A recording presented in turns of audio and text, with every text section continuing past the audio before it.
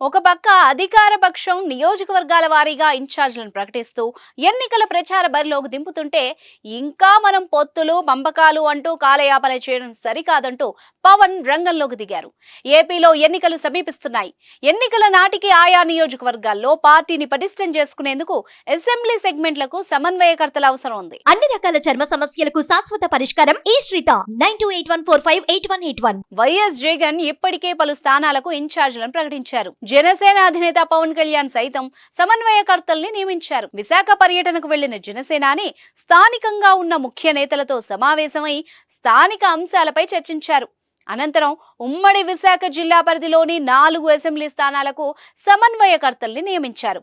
భీమిలి నియోజకవర్గానికి వంశీకృష్ణ శ్రీనివాస్, గాజువాక సమన్వయకర్తగా సుందరపు సతీష్, పెందుర్తికి పంచకర్ల రమేష్, ఎలమంచలికి జనసేన సమన్వయకర్తగా సుందరపు విజయ్ కుమార్ ని జనసేన పార్టీ నియమించింది.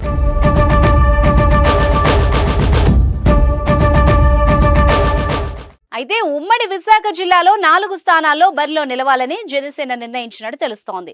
అందుకు అనుగుణంగానే భీమిలి, గాజువాక, యలమంచలి, పెందుర్తికి సమన్వయకర్తల్ని నియమించింది. టీడీపీతో పొత్తులో ఉన్న జనసేన పార్టీ అభ్యర్థుల ఖరారుపై క్లారిటీ ఇవ్వలేదు. అయితే అభ్యర్థుల్ని ఖరారు చేసే వరకు ఆయా నియోజకవర్గాలకు సమన్వయకర్తలుగా వీళ్లు వ్యవహరించనున్నారు.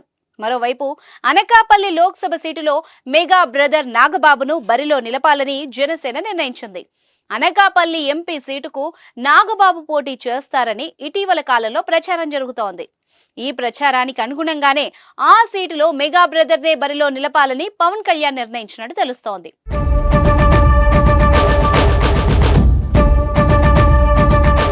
పవన్ కళ్యాణ్ ఫిబ్రవరి 22న ఢిల్లీ వెళ్లనున్నారు. బీజేపీ అధిష్టానంతో పొత్తులు, సీట్లపై జనసేన అని చర్చించనున్నారు.